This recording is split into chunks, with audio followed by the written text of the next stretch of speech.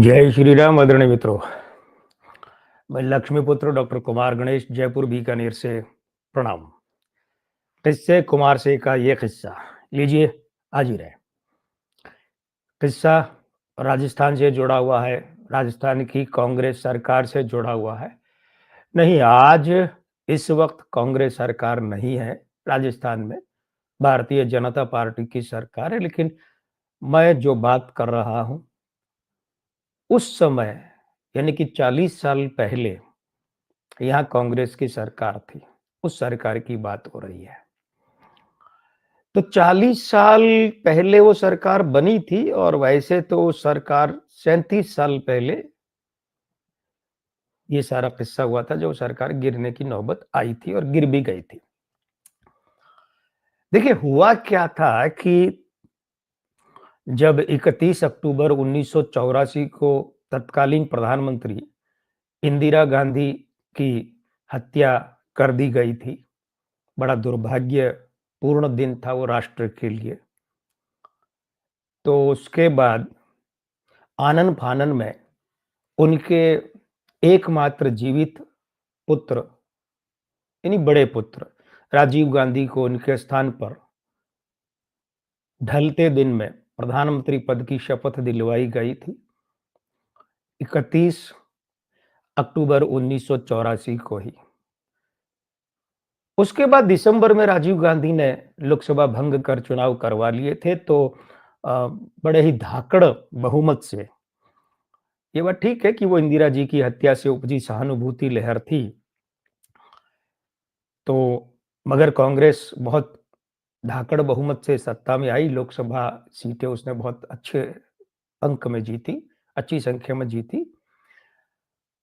अब उसके बाद क्या हुआ कि राजस्थान में विधानसभा चुनाव हुए और मार्च यानी धुलंडी वाले दिन इसका परिणाम आया था और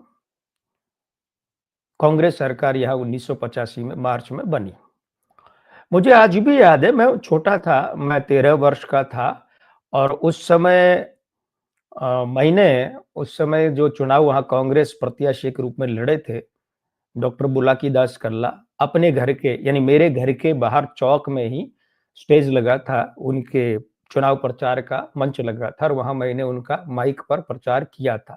उनके आने तक शायद घंटे डेढ़ घंटे में माइक पर बोला हूँगा। तब तो मैं नासमझ था ना, मुझे वो राजनीतिक विचारधारा वाली बात तो थी नहीं। तो मुझे याद है कि फिर वो परिणाम आया तो धुलंडी वाले दिन हमारे मोहल्ले में दूध जो है ना, रबड़ी मतलब गहरा गाढ़ा दूध, वो रबड़ी पिलाई गई थी। तो मुझे याद है कि वो परिणाम आया था तब। तो यहाँ कांग्रेस ने 113 सीटें जीती थी 200 विधानसभा सीटों में से और हरदेव जोशी को मुख्यमंत्री बनाया गया था। राजीव गांधी नहीं चाहते थे कि हरिदेव जोशी को मुख्यमंत्री बनाए, लेकिन राजीव गांधी राजनीति में इतनी जल्दी इतने बड़े-बड़े कदम उठाकर खतरा भी मोल नहीं लेना चाहते थे कि इतने वरिष्ठ लोगों की नाराजगी मोल लें। तो फिर उन्होंने हरिदेव जोशी के नाम को हरी झंडी दिखाई और मार्च 1985 में हरिदेव जोशी कांग्रेस की उस सरकार में मुख्यमंत्री बने। बात इससे पहले शुरू हो चुकी थी। कैसे?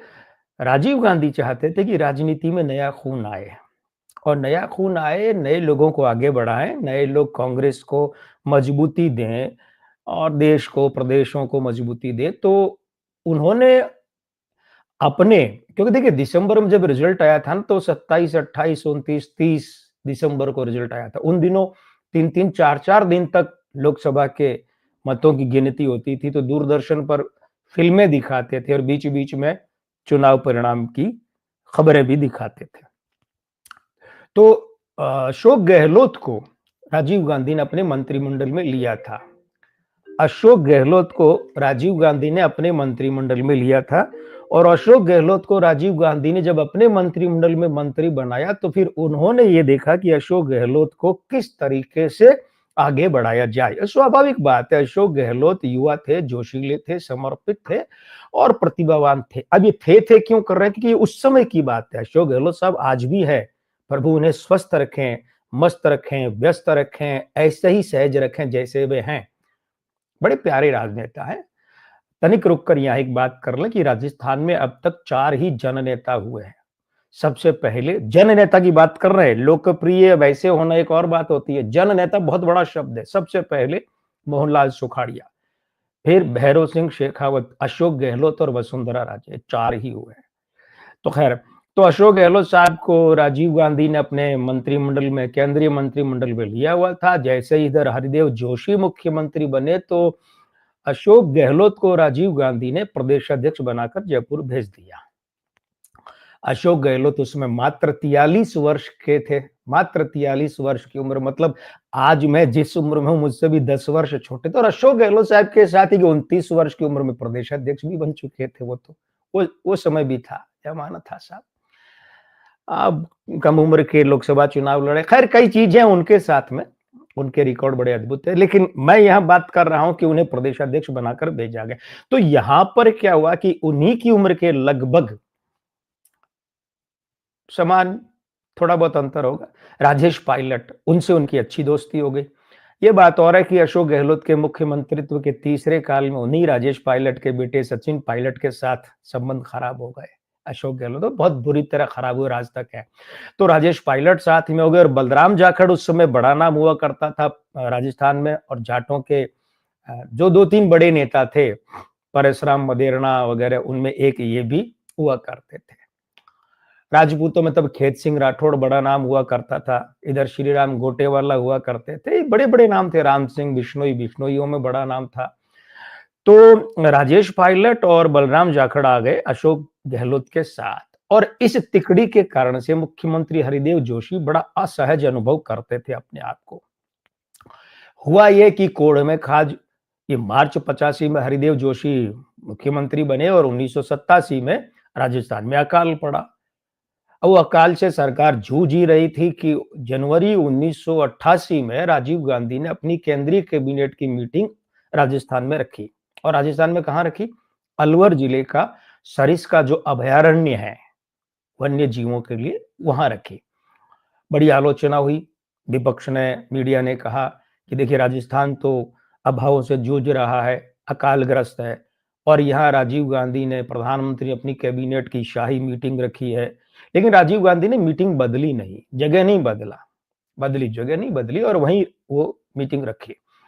लेकिन राजीव गांधी ने अपने नेताओं को, अपने मंत्रियों को, चाहे वो राजस्थान के हो चाहे केंद्र वाले, उस सबको एक सख्त हिदायत दिलवा दी थी कि भाई कोई भी सरकारी गाड़ी, वाहन सुविधा लेकर नहीं आएगा वहां, जो आएंगे सब अपनी अपनी गाड़ियों से आएंगे। और उन्होंने, यानी राजीव गांधी ने, प्रधानमंत्री राजीव गांधी ने मुख्यमंत्री हरिदेव जोशी को ये कहलवा दिया कि भैया देखो, सरकारी तंत्र को बिल्कुल भी काम नहीं लोगे इस आयोजन में।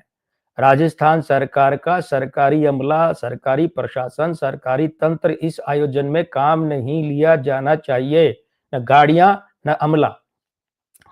ये सख्त हिदायत थी। खैर, वो दिन भी आया कि जब वहां सरिस्का सबको पहुंचना था, राजीव गांधी अपनी गाड़ी खुद चला रहे थे और खुद चलाकर पहुंचे वहां। तो क्या हुआ कि सरिस्का अभयारण्य से पहले एक चौराहा आता है। इस चौराहे पर, वो जगह जगह पर जहां जहां चौराहे आते हैं, दिशा निर्देश होते हैं ट्रैफिक के, तो वहां पुलिस वाले खड़े थे ना, तो यहाँ एक कांस्टेबल खड़ा था। ये सरिस्का से पहले वाला जो चौराहा, यहाँ एक कांस्टेबल। तो राजीव गांधी गाड़ी ड्राइव कर रहे थे, वहां पहुंचे तो कांस्टेबल ने बाएं, लेफ्ट मुड़ने को इशारा किया, बाएं जाने को इशारा किया।